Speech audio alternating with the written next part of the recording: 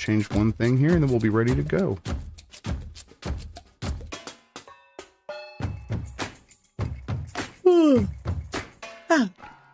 All right, I think we're good. Let's go to YouTube, Jan. I will fade us to black and count us in. You ready to go, Lucy?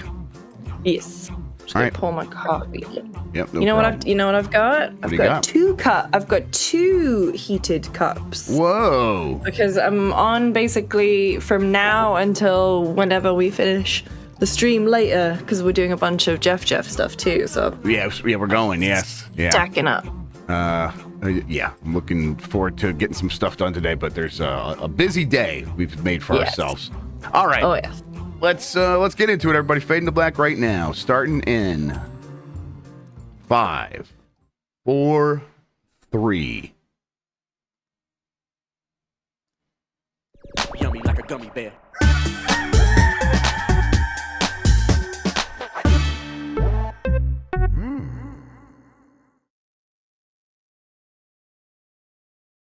It's the internet. You're busy. Let's do this for December 20th, 2023 somehow. For the next hour or so, let me help you sort through the world of gaming on Game Mess Mornings Live with me, Jeff Grubb. Today, that huge Insomniac hack is going to make it difficult to avoid details about the studio's Wolverine game, and early details leak about the next Call of Duty. But first, please join me in welcoming today's co-host to Game Mess Mornings. It's Lucy James, everybody. Lucy, how are you doing? Jeff, I'm vexed. Oh, no, not vexed. I'm vexed. I woke up this morning thinking, I hope Lucy James doesn't come in vexed today. I hate that for her. You know why? Because this Wednesday marks every element of a favorite morning for me. Okay. So first of all, I woke up an hour and a half before my alarm. That is one sleep cycle before my alarm. Sure. So I get one good sleep cycle in. I put on my heated mattress topper. Okay. Ooh, that's good. Right? It's raining Ooh. really hard. So that makes the heated mattress topper like work even better, right? Like it hits just right. Because I keep the window open a little crack. Yeah. To get some cold air in. You know how to do it, Lucy James. You know, right? Yeah, you're living. You're sliving, I think, is what the kids call it. It's living. Yeah. And then my cat was like, get up for the last hour. So I have not really been able to enjoy any of it. So I'm vexed. Yeah, that's frustrating for sure. Nico Mumu over here in my house, that's my cat's name. He does like if it's just something slightly off about the water food situation, it is 6 a.m. and he's gonna let everybody know. He's 25 pounds, just a fucking honking big boy. So his cry can be very loud. Yeah, it'll wake us up no matter where he's at. So I definitely feel that. But yeah, like having everything set up, ready to go for that perfect morning, and then have a little bastard ruin it. I definitely know. A little bastard. Yeah, Peanut's like 15 pounds. So she stands on me and she's like, hi. And she's also part Siamese. Right. So she's very loud. Very talky, yes. Yeah, people don't know Siamese cats are the ones that will just meow constantly. Yeah. I respect this about cats. With this, a fact I've learned relatively recently over the last couple of years. They don't meow at each other when they become adults. They do as kittens, but when they become adults, they typically don't meow at each other. That is something they reserve for when they want us to feel something. And their meows have basically evolved over like a few 100 years. Like the ones that have more human baby sounding cries are even more talkative. Like they are specifically trying to manipulate us. And I love that. I love that. Yeah. Because I chat to my cat back. So yeah. She knows what she's doing. Exactly. She's working it out. We'll a-hole and be like, all right, here's your food. I have a question. My daughter is 6. She's in 1st grade. And she was very excited that her friends told her that someone was going to break into our house because her friends told her that they are ninjas and they would come over and help her. She's like, so the people are going to break in, but it's okay because my friends are going to be here to help us. And I'm like, I can't tell if she's playing along or if that's like an imaginary friend scenario where it's like, this is just she wants to believe in this fantasy, or is she just that? Is she gullible? Should I be more worried about my 6-year-old believing her ninja friends are going to come to my house and stop the burglars from burglarizing my house? Who does she think of the ninja friends? Like Dan? No, her friends. I should say yes. She's got 2 friends in her class that are telling her this. They're telling her a tale, and she's buying it hook, line, and sinker. But who does she think the ninjas are? Like actual ninjas? Yeah, I mean, she thinks that these kids are ninjas. They tell her that they are ninjas, and then I don't know who she thinks the burglars are. Probably Dan, almost certainly. Yeah. Yeah. Dan looks like one of the guys from Home Alone. Yeah. What'd you call him? Oh yeah, totally right? Harry. Yeah. Yeah, they have a name. What's that name? Well, they have 2 names. There's the Sticky Bandits. Sticky Bandits. Or is it the Wet Bandits? Wet Bandits? No, and I then thought it was Sticky. Yeah, there's Sticky in the second movie because he has the tape and he puts his hand in the thing and he's like, the Sticky. But the first one was the Wet Bandits in the first movie. Yes, that's right. Who thought that was okay? Lucy. What? Christopher Columbus was he's done so many terrible things in history, including coming up with the Wet Bandits. Shoot. I love those movies. Home Alone's some good movies. I think I've only seen the first one. Oh, Home Alone 2 is great. It really is. You could stop there, though. You're good after We're that. Sure, I guess that's fair. But yeah, no, we had Home Alone. Absolutely, we had Home Alone. I just don't know why my family never watched it. Like, oh, this little American kid is lost again. It must be America. All right, we're good. We saw the first one. We get it. I remember watching it with my mum once, and she being like, How the hell are they all affording a trip to Paris? Okay, we think that all too, though, to be fair. Yeah, because it's like this, they're all going to go to Paris or they're all going to go to Florida in 2 back-to-back years. Yeah, it's nuts. And then that house they have in Chicago, it's got to be like tens of millions of dollars at this point. So Yeah. All right, let's explain what we do here. Most weekdays, I, Jeff Grubb, will help piece your gaming life back together. That includes breaking news and maybe even some of our own original reporting. For all these topics, I'll get the input of a bona fide expert who will make me look smart. You are watching live on Twitch. Welcome. You can always listen to the show later on podcast feeds by searching for Game Mess Mornings or find the RSS on giantbomb.com. You can also catch the show later with chapters and timestamps on YouTube. Hello, YouTube. All right, we have a lot to get into, so let's start the morning mess with... PS5 hits 50 million consoles sold. November 2023 was its best month in PlayStation history for console sales. That's from Eddie McHugh at GameSpot. Sony Interactive Entertainment has announced that the PlayStation 5 has achieved a massive new sales milestone, with the total number of units sold to consumers reaching 50 million as of December 9th. This counts systems sold worldwide, and it bears repeating that this is a sold-through number, not a shipped figure. Sold-through would be actually sold through to consumers, not shipped to stores, which a lot of times companies do mention when they talk about their console sales. SIE boss Jim Ryan, who is retiring in 2024, said the sales results is a testament to the unwavering support of the global PlayStation community and their passion for the incredible experiences created by talented developers from PlayStation Studios and their partners. That's a pretty fast way to get to that milestone. 50 million consoles sold. There was a time where it's like, man, that seems so far away for these consoles that are struggling to meet demand. And now suddenly I'm like, I feel like I blinked and we're here. 50 million is more than enough to be like, yeah, the generation is fully in swing and you could put out a massive game and sell it to enough people that own enough PlayStation 5s to actually make it make sense. So do you feel like that's like this marks a change where it's like, yeah, we are here fully in this generation? Yeah, I think so. I think at this point, now that they are available to buy easily, I think that was the point, at least in my mind, where it changed. Actually, you know what? It was the first time I saw one in a Target. Yeah, that's like, me too. Yeah. We're back, baby. We're back. I'm like, oh yeah, nature's healing. It's in a Target. That's where I expect to see them, and it's right there underneath the thing. And then there's been times where I would go back, and now there are no PS5s again. But now there's times where I go in, there's like 8 PS5s under this kiosk in Target. That feels very weird. But clearly it's like, oh yeah, they're here. And those consoles, both the Xbox Series X and the PlayStation 5, are so abundant at this point that both companies have had several months-long periods where they have discounted these systems significantly to try to sell even more. That really makes it feel like, okay, they are pushing these things in a way that they did not have to up to this point. And it's like, yeah, okay, yeah. So we are fully here. Yeah, I just want to say that, yes, I have my PlayStation mug today, but don't worry, I also have my Xbox one. Balancing all things. I'm equal ops here, everyone. Where's your Amiga mug and your Commodore 64 mug? In the wash. In the wash, sure. Yes, totally. This is like good news for PlayStation. Obviously, they were trying to like get back on track with the PS5 after the slow start because of the supply constraint.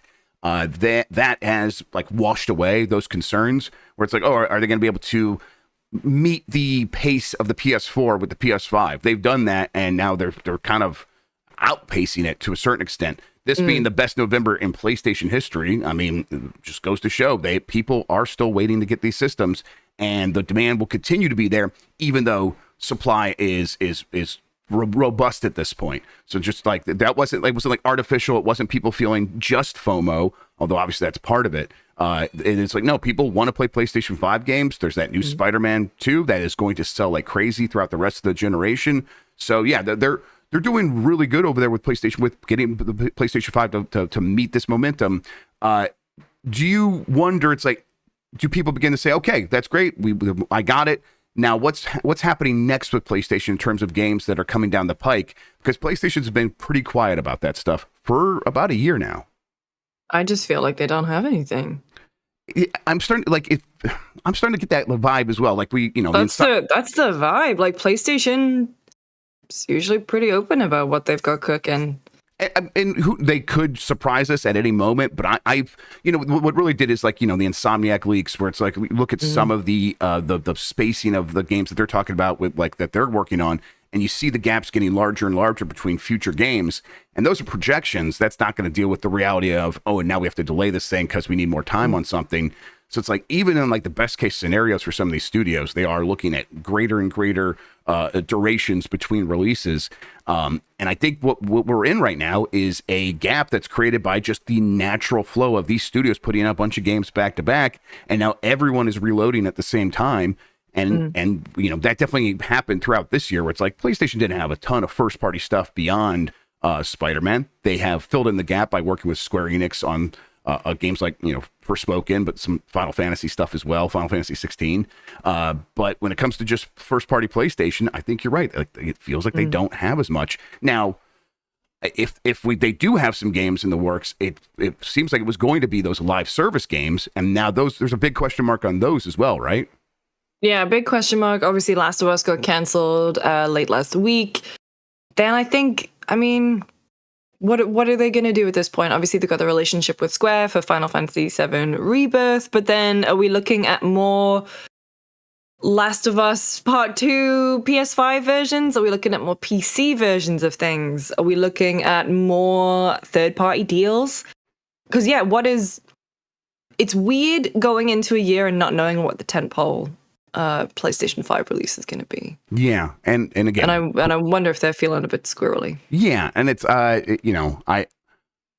Jim Ryan leaving, I think he's kind of getting out while the getting's good a little bit, where it's like, sure, I don't think he's like, oh, PlayStation's in trouble, but I think it will require some very active management of like navigating this period coming up, where it's like, okay, we have all this, that we're at this high point. Can we go from strength to strength?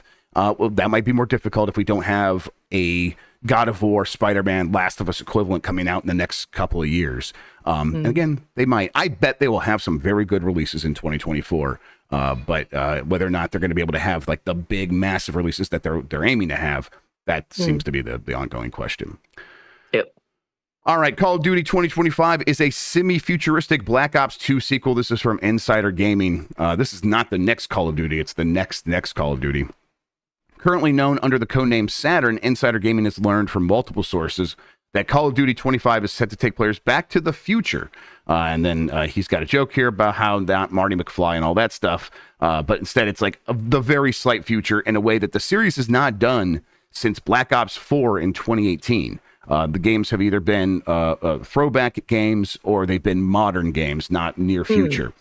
Insider Gaming understands that Call of Duty 2025 is currently in development as a direct sequel to Call of Duty Black Ops 2, being set around 2030. Black Ops 2 is set in 2025. As such, fans should expect the return of some fan favorite protagonists as the team faces a new villain following the death of Menendez. Blah, blah, blah. As previously rumored, Black Ops 2 remastered maps will be coming to the game, but recent plans and the scope of the game have changed significantly. Previously, the intention was to have all of the Black Ops 2 remastered maps released on launch, similar to how Modern Warfare 2's 2009 maps came back in Modern Warfare 3. At a certain point, this is so confusing because of the naming of these games, but talking about the maps that just launched as part of Modern Warfare 3, the remastered maps from Modern Warfare 2. However, the current plan is to launch with new maps and remastered maps in conjunction, and this seems to be to avoid the appearance of what happened with Modern Warfare 3, where people are like, this is glorified DLC. They don't want to have that same appearance again, so they're going to change things up a little bit. Lucy, there's not much to say here other than, hey, okay, Call of Duty. So I think this next one coming up is also a Black Ops. That might be this Black Ops 2 that they're referring to. I think they're actually doing a Gulf War Black Ops in 2024.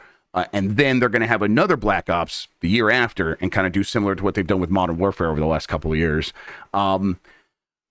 It's, like I said, not much to say, but do you think that they're going to be able to keep this excitement about Call of Duty that they seemingly have been able to do without fail for years now, but they are at a little bit of a low point with Modern Warfare 3. Do you think this rectifies that and people will be excited about Black Ops?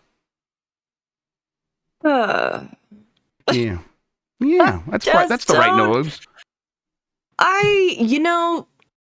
Call of Duty for me right now is this impenetrable beast. I dropped off. Maybe I played Warzone a bunch when it first came out with some buds, and now I'm just like, I don't know. Is Verdansk still there? Are we still out? I don't know what's happening with Call of Duty anymore. Yeah. I can't even tell you what the latest release was. Was it Modern Warfare? It was Modern Warfare 3. Again. Yes. Yes. It's and that Modern Warfare 3 with maps for Modern Warfare 2, the 2009 game. It's a mess. Oh yes. my God, have new ideas. Right. I mean, well, in defense of the studio that made that stuff, they were given 18 months to put together that Modern Warfare 3 game. Yeah. But so I get why they end up putting out a 2-hour, 3-hour campaign or whatever that Chris Judge made fun of, and then a bunch of remastered maps. But who put them in that position? Activision management. They completely screwed these studios on this stuff, and they were left scrambling. And I do think there will be some payment in terms of the fan sentiment that the next game will have to make up for. But a lot of people are they disassociate Black Ops from Modern Warfare, and they're this is a chance to reset things. So I think they might have a little bit of a benefit there. The other thing I wonder here is Call of Duty had a series of near future games where they had different movement abilities, different movement tech, including wall running, double jumps, and be able to jump back and forth in the air, and not boots on the ground. They made a big deal about going back to boots on the ground, and now they are going back to to a slightly future setting. I wonder if there's any chance they embrace that stuff. I think that's very unlikely, but I think it's time. It would be very cool for me as someone who's been very happy to go back to Titanfall 2 recently. But do you think there's any chance Call of Duty does that again, or is that no, they're just going to stick with the boots on the ground? I think it'd be really cool for them to do future stuff again. I agree. I think they've had a lot of learnings, certainly from that one. And there's so much goodwill and sentiment around Titanfall 2 that people definitely want the quicker pace. They want the wall running. They want the cool shit. Obviously, they want the big mechs in there too. But maybe. Yes, I do. Yes, absolutely. Yeah, I do want the mechs. But I mean, I'm at the point now with Call of Duty, and I used to play quite a lot. Oh my God, 13 years ago. Same. Yeah. Depressing. That I'm just I'm switched off by the fact that everything seems to just be very, very similar. And I know COD fans will look at me and be like, no, everything is actually very, very different per game. And I'm just from the outside looking in, it's impenetrable at this point. I would love a kind of fresh restart. Yeah, once you sort of take that exit off of the game, it is so much harder to care about all those differences again. And it's they still sell, but they're just not. Oh, of course, yes.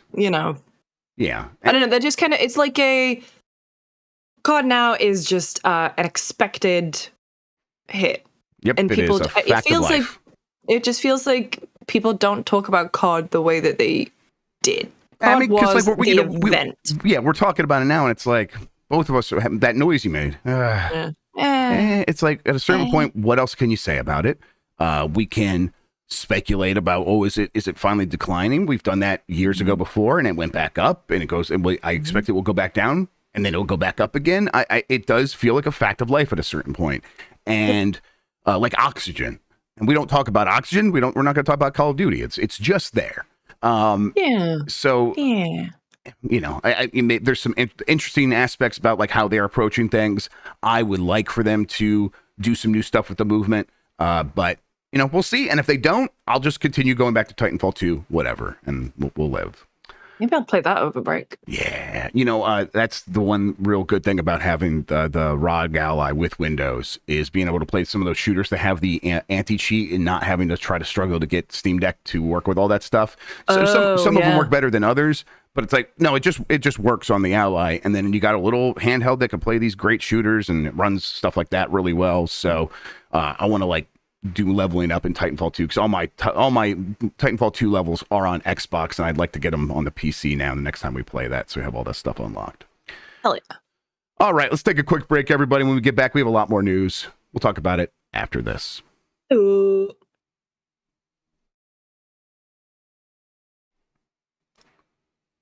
We're back, and I got a PSA here for you from Evan Camo at GameSpot. Marvel's Wolverine spoilers are spreading after the Insomniac hack.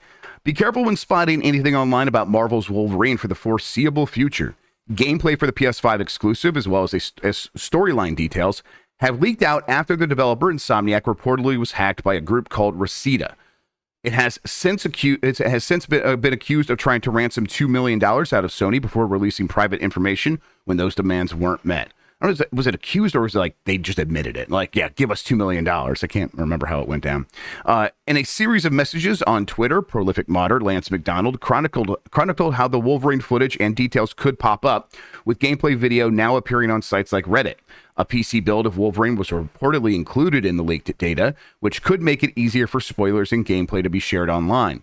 In addition to the Wolverine leaks, the Insomniac hack includes a ton of personal information for employees at the Sony-owned studio, such as employment forms, Slack messages, and internal emails. Unannounced projects from the developers have also supposedly been released by the hackers. There's little officially known about Wolverine since the game was initially revealed at a PlayStation showcase in September 2021. I didn't even realize it was that long ago. I didn't realize it was that long ago. That's kind of wild, right? Part of me, that's like why I was like, that game could come out in late 2024. Insomniac's that good. Turns out that's not going to be the case. But yeah, So Wolverine spoilers are out there. I did look at some of this, Lucy. There's like just early gameplay test, and it's the worst kind of spoilers where it's like so much of this shit could change. We have no idea how much of this stuff is actually solidified. Game development is messy. They iterate a ton. There is a strong chance that the stuff that people are going to see in this, and then fanboys might argue about online, will be completely worthless because it actually might not come to pass. But yeah, that stuff is out there, and you can like see gameplay test. You could see, I think there's a script out there, things like that. So a ton of like massive leaks for a game that could be very different by the time we're actually playing it. But yeah, the whole hack, we talked about it on the Bombcast yesterday. If you want to like get the news about some of the details about games that are coming, that sort of stuff. But other than that, these like specific details kind of don't see the purpose of like, hey, here's what the game test was like, because again, it could change a lot. Although I get why, if you're interested as from an academic point of view, I understand. I guess I didn't realize the personal information included stuff like Slack messages and internal emails, like I-9s, passport scans. Yes, that's so violating, right? God, it's like you imagine. We were respectful in like our Slacks and stuff like that. Still, if our Slack messages okay, I told you to go fuck yourself. No, I'm kidding. I didn't. Listen, I'm very respectful.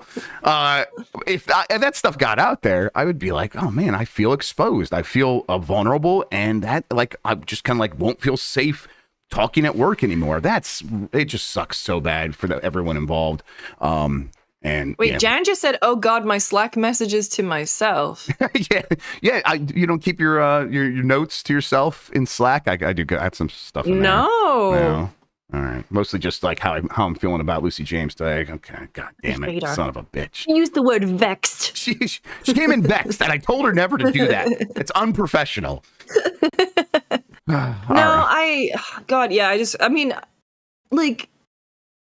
I started using Incognito the other day just to like get my personal information off the internet, and like imagine just like logging on one day and being like, oh sick, all my personal shit's been leaked. And then, oh cool, it's the holidays, I'm gonna have to stop all my credit cards. I'm gonna have to report fraud. And it's like, why? Yeah, Christ. It did happen to me with the ESA. I was in there and I got a call from you got yes, someone who had been a real shithead during Gamergate literally called me to say, hey, you're on this list. And it was like, this is fucking I'm eating dinner right now with my kid, my family. This fucking sucks. So and that felt very exposing. I ran online to go like figure out what was going on, and then everyone was talking about it. So yes, I've been through that, and it really is like, okay, there's my address. Thankfully at that time it was like, that's my old address that I just moved from, so that was something. But that wasn't true for everybody. Just a wild situation. I've heard horror stories about people like sending Google Maps pictures to people of where they lived, and I think we were lucky that year because we were exhibitors, so we weren't on that list. Yep. But it happened to a lot of my friends, and it was terrifying. Yep. So weird. Ugh. So definitely feel for the people at Insomniac dealing with this. And then all that information out there. It's like, it is a ton of just like raw data in a lot of cases, and stuff that is out of context. And I've already seen some fucking people who don't understand game development quote tweet with, "This looks like shit. Oh my god, PlayStation don't know how to make a fucking video game." It's like, oh my god, I hate that so much. You really don't know anything, do you? Yep. And they're just like, there's real quick, there's a Wolverine sniffing section, and they're just testing this idea out, everybody. Who knows? There's just no way to know what this is going to be like in the final game. And it's all placeholder shit. So there's a big sniffing sound effect that he does. And it's funny, but it's a test. It's not meant to ever be seen by the public, so that you could it could taint your perception of this game. And so now that it's out there, that's people. It's so frustrating because internally they're like, we feel safe testing these things because it's only going to be seen by our eyes, and then to have that switch flip and be like, no, a bunch of assholes on the internet are going to see it and comment on it. And it's like, God, it really would be very exposing, and I would feel very vulnerable. So feel for everybody at the studio. Yeah. Final Fantasy VII Rebirth's main story takes 40 hours to beat. You know what? This is a mini Dregs Day, Lucy. I'm sorry to say. This is the kind of news we have today. It's Dregs Day. So when Tam's on Fridays, we call it Dregs Day because it's there's just not a ton happening on Fridays usually. We're at that point where it's December 20th and there's just not a lot of news happening. So you finished your Christmas shopping? Mostly. Yeah. I'm going to take the girls out on one more excursion so that they can get something for their mama. That's cute. And then we'll make a day of that. That'll be then I'll definitely be all done. I think Friday is going to be my day where I have to get everything. Yeah, it's Friday. Are you worried about crowds or anything, or is that not going to bother you too much? No one shops in San Francisco anymore. Haven't you seen the news reports? That's right. How dead this is. And you're not going to go shopping either. You're going to do one of those organized mass lootings. Just do one of those. That's all I ever see. That's how people shop in SF. No, I was actually talking about this with my friend Andrew the other day because we were discussing presents because we're doing Friends Christmas. And do you guys do the Secret Santa sort of thing? No, we do presents for everyone. Okay, that's fun. That's intense. Yeah, it is. I was at Tam's at the weekend, and we did some of the presents then because some people are going away, and then we're doing some on Christmas Day and Christmas Eve because I've got 2 little Christmases, which is great. But we were talking about it, and I said I'm probably going to go Friday. I'm going to go get the last bits from my list. And he was very sweet, and he was like, "Can I come and join you? And we can just knock it out together." And I just went, "I love you. No, I need to be like a Navy strike team. Yep. I Get will in, be get out. I don't want check to in the talk corner, to anyone. slice of the pie. Yeah, like I'm afraid I can't. I'm afraid I can't do that. I feel exactly the same way. Where it's like I'm Yeah. so much more efficient on my own than if there's anyone else around me. I need to make this happen and get it all done. So how many people is this? Is this like? Is it like a significant? So I'm going to the Millers, obviously. So see them, my godson. And then our friend group's pretty big, and we've got a bunch of us going round to the Scovilles. So I think like 10 or so, maybe. That's what right around the number. It's like, man, you got to really think about everything there. Yeah, we're also like everyone's bringing like a little thing to cook. So I'm gonna have to hit up Trader Joe's or Whole Foods to get some stuff. I'm gonna make a chocolate orange bread and butter pudding. Ooh, that sounds fantastic. Yeah. Ooh, that sounds real good. Yeah. I got my present from Jeff Bakalar. I don't know. Me too. Yeah, I got a desk mat with a man that is like a pixelated man who's outdoors. I don't know. What did yours look like? I got a desk mat with cat paws on it, and he wrote a very nice note. And then at the end, he said, "I got you something with cat paws on, but if you want to switch it to dogs, let me know." Bakalar always be selling, always be closing the deal with dogs. That's fantastic. Final Fantasy VII Rebirth main story is going to take 40 hours to beat. I just put this in here because Final Fantasy VII Remake is a game I liked a lot, and it was just a bit too long for me, just a bit. How long was it? It was like how long was it? It was like 35 to 40 hours, right? I think I got like 30 hours in, and I was like still very happy with it. It was just I lost momentum, and that's mostly me. That's not really a problem with the game. But I guess, I'm glad they're saying 40 hours and not like, okay, now we're going to expand this one to 60 hours and the next one will be 80 hours or anything like that. I'm glad that there is some constraint on it. But yeah, I don't know. I'm getting pretty excited about this. I really enjoyed playing Final Fantasy VII Remake, and I think this is really going to scratch an itch next year. And I suppose, hey, this is a big PlayStation 5 exclusive, right? That you were talking about Sony not having much, but they still have those partners putting out games, and that's going to fill in a lot of the gaps for them. So that's pretty good. Yeah, I think that is cool. I'm excited to get back. I might play it. I keep saying I'm going to be playing this over break. You're going to be playing this over break, so maybe I won't, but maybe in January. Because Thingy got delayed, didn't it? Alone in the Dark, which I was weirdly intrigued by. Did it get delayed again, or is it like early next year? You're saying March now. It was January. Okay, yeah. And it was supposed to come out this year at some point. And then they were like, "Oh no, too much coming out." Yeah, they're like, "Oh my God, look at Alan Wake! Jesus Christ, we got to get away from that thing." Yeah. I'm also very curious about Alone in the Dark, mostly because I like what's his name, David Harbour, and Jodie Comer. Yeah, big Comer and Harbour head over here. All right, Anthem has sold at least 5 million copies. This is from Jonas Maki at Game Reactor. After creating some of the best and most memorable single-player RPGs of all time, BioWare suddenly decided to dabble with live service games and released Anthem back in 2019. It was by far their biggest and most expensive game. Unfortunately, BioWare lacked the expertise in how to make this kind of game, and despite some pretty good and creative gameplay, it lacked in pretty much every other department, with a weird loot system, tedious leveling, and an empty world that did not encourage people to continue playing. This led to poor sales, and BioWare ultimately canceling the game after initially trying to save it. But how much did it sell? Thanks to a new LinkedIn post from a former BioWare employee, discovered by Timmer222 on Twitter, we now have the answer. It turns out the game actually started out fairly well, with 2 million units shifted in its first week, and during its lifetime reached 5 million copies sold. We assume that a lot of these were at a heavily discounted price, so the numbers alone don't give the whole picture.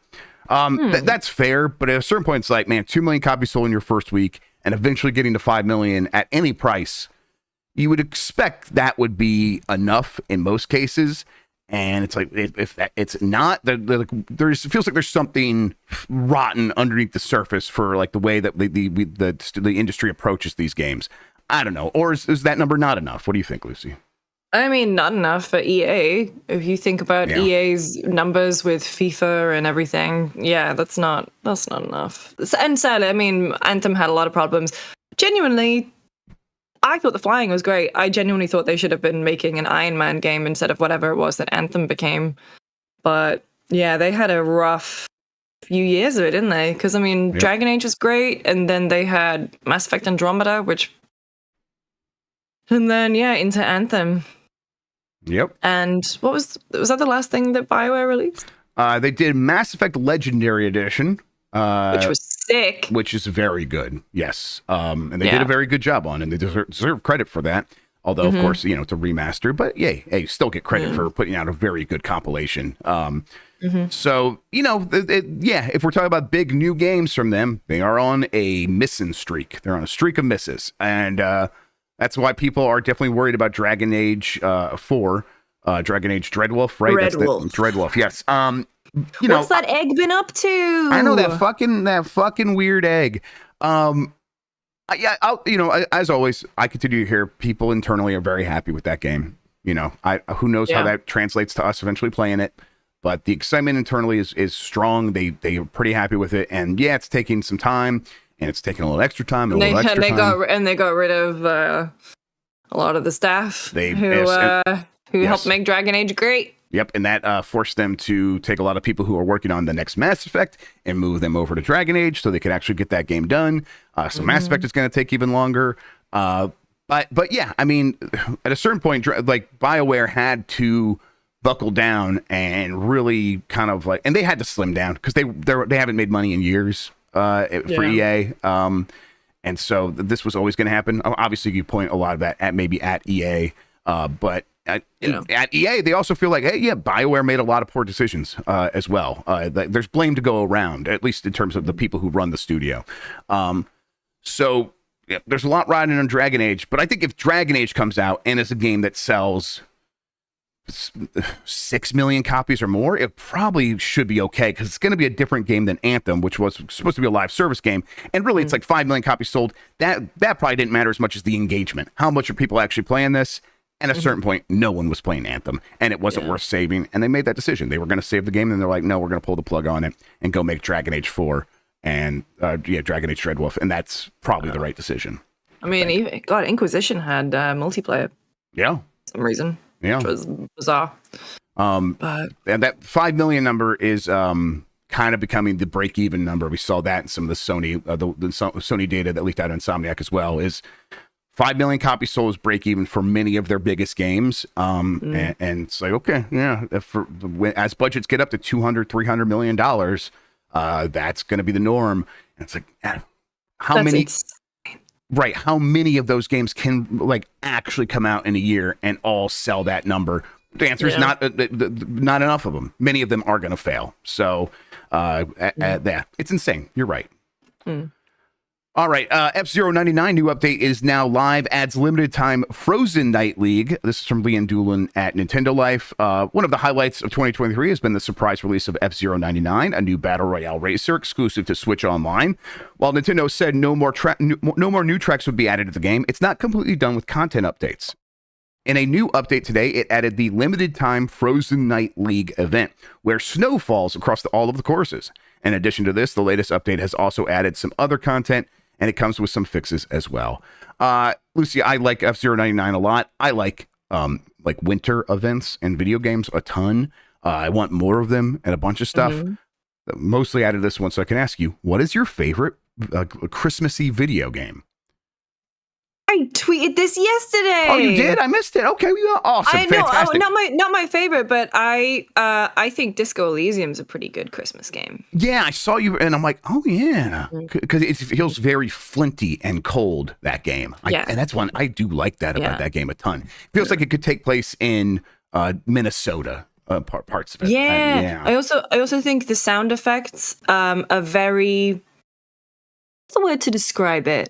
Very warm sounding. The way the subtle piano key when a decision gets made, you're like ding. The way that classic CRT Christmas bulbs have that warm glow to them, the sound effect has a similar quality to it for sound.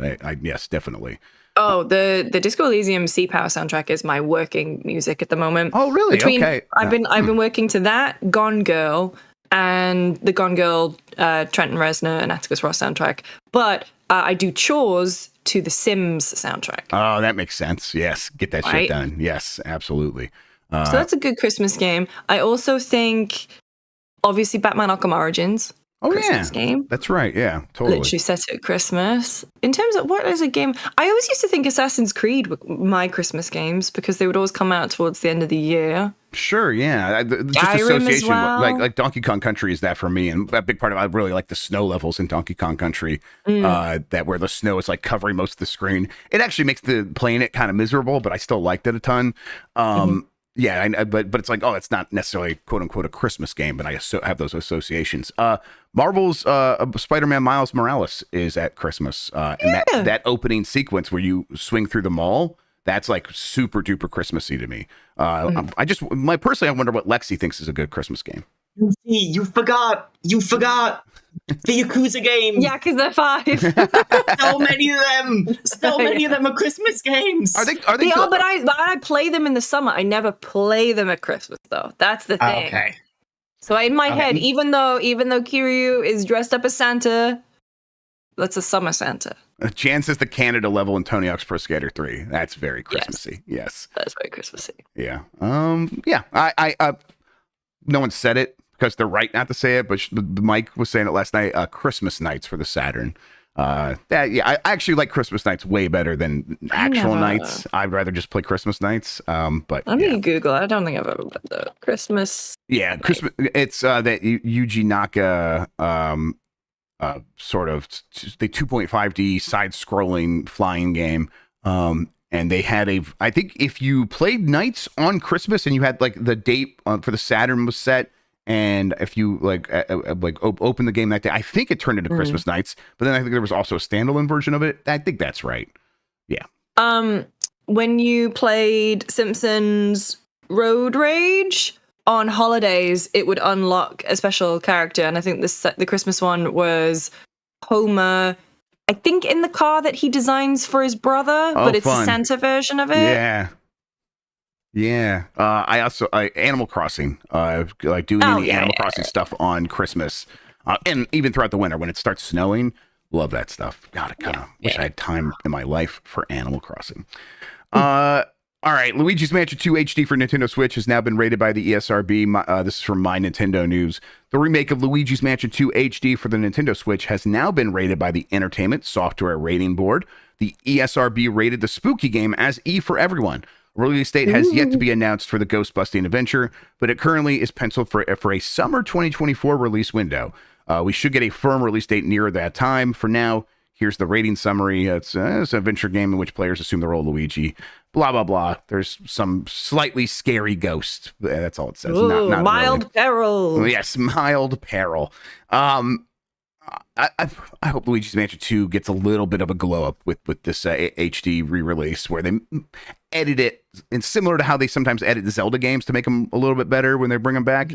I hope they do that with Luigi's Mansion 2, a game that's like okay, but could be a lot better if they made some changes. But who knows if they're going to give it that kind of love? They probably won't. Yep. That's probably me misplacing hope on some of that stuff. Sad news, Lucy. Zack Snyder is willing to direct a live-action Fortnite movie. So that's a really good headline from Zach Swisen at Kotaku. Zack Snyder, film director and guy who spells Zack correctly, and that's from Zach Swisen, is out promoting his new Netflix film, Rebel Moon. But because he's talked about Epic's popular battle royale shooter Fortnite in the past, people keep asking him about the game, and recently someone wondered if he would be willing to direct a movie based on the franchise. According to Snyder, he said, of course he would. And of course he would. Of course he would. His movies already what's he gonna say to that question? Right. Christ. But also it's like his movies are so devoid of like actual content that if it's just a bunch of characters getting smashed into one another, honestly, that's his fucking wheelhouse. That's like perfect for him. If it is the slow-mo, gritty violence, then yeah, good. Like, I would watch that. I was excited about this Rebel Moon, Lucy. And have you seen the reviews for this thing? Yeah. It is getting fucking stunted on. Is it Charlie Hunnam in this one? Is it that one? No, I can't remember who's in it. Was Charlie Hunnam in the Wachowskis one? This Wachowskis sci-fi movie a while back? No, that was Channing Tatum. I Channing get Tatum. No, I get Charlie all Hunnam's the, like, Sons of blonde Anarchy. dudes. Okay, yes, Sons of Anarchy guy. Yes, he was right. Yeah, this one has Sophia Butella. So it's got Ed Skrein in it. I think it might have like both of the versions of Dario Naharis from Game of Thrones in, because like halfway through they replaced him. Right, yeah, with okay. this other guy, I'm like, and then they put trying him to keep in. track of all the syllables you're saying, and now I know exactly what you're referencing. Yeah. Harry Els, what are you doing in this film? You don't need to do that. Yeah. Oh, he's got to be like one of the bad Imperial dudes that they have in that movie. The wild thing is, like, Rebel Moon. I don't know if people. I assume most people have seen the trailer because they like made a big marketing push. But it's the trailer looked pretty good. Yes, absolutely. I mean, of course, he would make stuff that looks good in trailers. But Zack Snyder's like, hey, this would be my Star Wars. This is basically my Star Wars. And it looks like, man, this looks in some ways more exciting and more action packed than a lot of the recent Disney Star Wars stuff we got. I bet this could be way bigger and better than some of that stuff. Even though I don't think highly of Zack Snyder at all. I like his zombie movie early on, Day of the Dead. I'm a Watchmen defender, so yes, and at Watchmen, I'm pretty okay with. I think Watchmen is a good job, does a good job of capturing some of the vibes of that comic. But they're saying that this movie is excruciatingly boring. Like, I'm like, how does that happen? How do you make something look like that looks this cool that boring? So I still have to see it for myself. I did see someone say that it was like AI wrote it. Yeah, I wouldn't be surprised. Yeah. Yeah. All right. And then finally, several Nvidia RTX 4000 supercards are supposedly launching in January. Just a heads up for people, if you were thinking about maybe getting a GPU, maybe wait just a little bit. Because a couple months back, and this comes from Andrew Heaton at Destructoid, we mentioned how NVIDIA was possibly readying a range of RTX 4000 super graphics cards. Well, there's been some developments on that front, and it looks as though the Team Green might be launching several new products come early 2024. According to a report from Video Cards with a Z, NVIDIA is set to launch 3 new GPUs beginning the second week of January. An embargo list shows that super variants of the 4070, 4070 Ti, and 4080 will be releasing throughout the month. It also appears as though the company will be releasing them in stages, starting with reviews and following this up with on-shelf launches soon after. They've done these supercards in the past. Basically, it's like, hey, they got better at getting yields out of the better performing chips on their wafers, and so they can kind of tune things up a little bit and get NVIDIA just got very good at getting every little percentage of performance out of their stuff, especially over time, and they improve their processes. So they have productized that and put them out as supers before, and now they're doing it again. I think this also signifies that the 4000 series is going to last quite a bit longer than some of the more recent NVIDIA generations. So we can be happy with our 4090s. Series was short. Yes, and in hindsight, that seems like it was a pretty big mistake for them, because there was just no appetite for the 4000 series for most parts. That'll probably perk up with this a little bit, but basically, what this means for you, listener, is if you were looking to get a GPU, wait for this, because it probably means the GPU we're already eyeing is going to be a little bit more affordable. That probably will continue to happen. I have a 3080 that I need to sell. Yeah, I got some other cards around that I need to do something with. They can't just lay here. I had a couple. That's my big plan for the holidays. Big clear out, get rid of stuff. That's a good idea. I got an old Razer laptop that I was never happy with. I should have sold a while ago. Wow, it still had some of its value. Yeah. I still have one too, actually. That's a good point. Yeah, it's so stupid of me. But yeah, and then I got a bunch of GPUs lying around that I have from my testing era, and I'm like, oh, I gave a couple away. Like a Mike one, and I think I gave Turbo Sean one. If I didn't, I might have one still. But yeah, I think I'm just gonna keep giving these away until they're no longer taking up room on my shelves. I saw a thing on TikTok the other day, because I'm such a fucking mark. I know, but there was this girl. I bought something from the TikTok shop literally last week. Oh, that's the thing. I haven't bought anything. It's an idea. So there's those spinny wheels. This girl put like a pick wheel. You spin it and you have to get the thing it lands on. This girl put every drawer, cupboard, box in her apartment shelf on this wheel, and she just spins it, and then she just declutters that small thing. And so it's a very nice incremental way of getting through everything. And I thought that was so cool. So I've done that in my apartment. Very fun.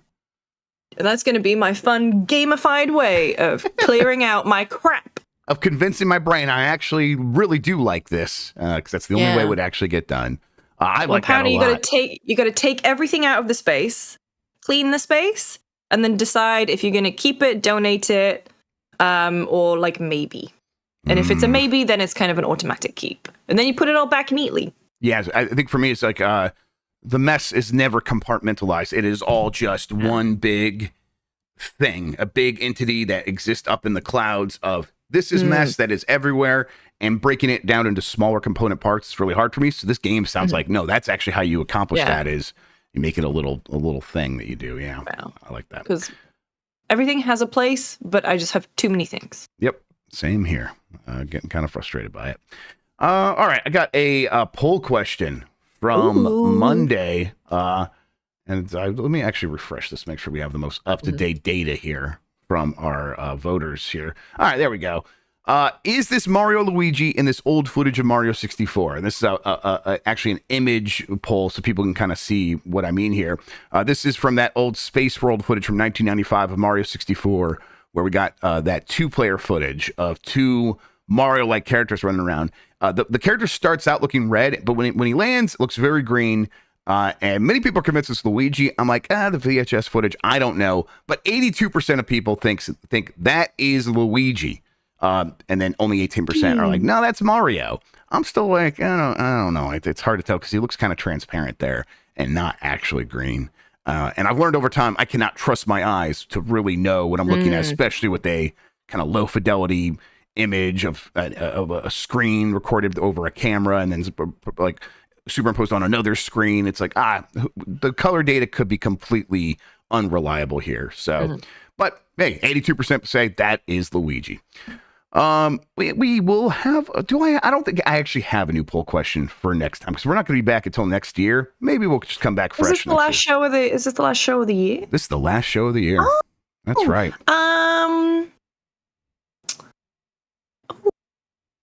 I don't know. I was going to say like, I don't know.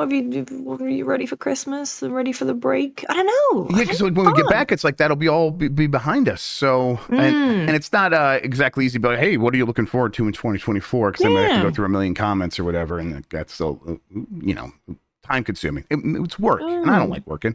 Yeah. But yeah, you know what? We'll just we'll skip the new poll question. In the meantime, though, Lucy, what else do we have going on this week? We're not quite done. Like, this show's done. For the year. We'll be back early next year with more Game Mess Mornings, but there's a few more things happening on Giant Bomb, and I assume over on GameSpot before the end of the year. Yeah, so on the GameSpot side, what have we got? We've got a bunch of kind of stuff that we've put together, like things to look forward to. Best of 2023, obviously, and then things to look forward to in 2024. We've also got a couple of podcasts that we've pre-recorded. We did a really fun one with Jacob McCourt to get excited about. I think that one's going up next week. We recorded that in the office on Monday. Maybe train vlog. I don't know. At Jan Ochoa. And we're doing Lethal Company today. I need to copy paste. That's what I'm gonna do because I'm recording Jeff's Bizarre Adventure in half an hour. Because we're doing like 3 episodes in one go, and then we're doing like the finale. So we're filming all of that today. Okay. And that'll go out over break. I need to figure out the Lethal Company mod stuff that you sent. Yep. The instructions are in Slack. Give it a shot. Yes. And if you need any help, just let me know. But, Thank you. Yeah, it should be pretty straightforward. But yes, it's especially like just making sure the files are in the right place at the end of the day. That'll be it. But once they're in there, you just start up the game as normal. You'll see a little command prompt window pop up. Mm-hmm. Just leave it and you just go to the game. You can minimize it. Do I need to do a tutorial?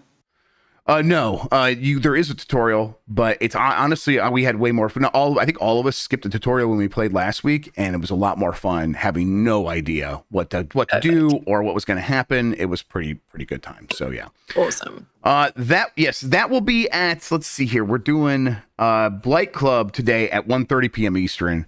And then I think I only have about an hour and a half. I wish I had a little bit more time because I think I could probably finish that game if I had a little bit more time. But 90 minutes is going to be tough. Well, I mean, maybe we do push it back by half an hour because Jeff's is starting half an hour later. Okay, you guys, you guys just keep us posted. And we'll start Lethal Company when they're done with Jeff's, everybody. So just kind of stick around. And if that's the case, maybe we'll just keep Blake Club going until that last minute. But Lethal Company will happen this afternoon. And then, over the holidays, we have a few pre-recorded things to look forward to. Lists. And there's a lot of guest lists, and then a lot of our Game of the Year list. We started getting those all in the system. Thanks again to Marino's helped with a lot of the guest lists. We're starting to put ours in there as well, so look out for all that stuff. But yeah, I think that's gonna do it. Before we say all the goodbyes, just thanks everyone for a really wonderful year. I really like doing this show. It's nice to get a break, but part of me is always like, I like my days better when I do game this mornings. So, and that's due to having people like Lucy on. Lucy, you're fantastic. And then it's great. It's due to the audience. You guys are very engaged. It's very nice to speak to people who are interested in actually having real conversations about video games. And so I really appreciate everybody. It makes my entire year. So thank you for watching. We'll be back next year strong. Starting off 2024, we have a bunch of ideas about what to do with Giant Bomb and with Game This Morning. So tune back in for all that. Lucy, thank you so much for spending today talking with me about video games. I really appreciate it. Of course, thank you. I'll see you in like 2 hours. Yeah, but we'll see you at the Lethal Company. See you on this show in 2024. Absolutely. Thank you so much. And thank you all for watching. You're the best audience in gaming. Until next time, have a good one. Take care of yourself, and goodbye. Bye.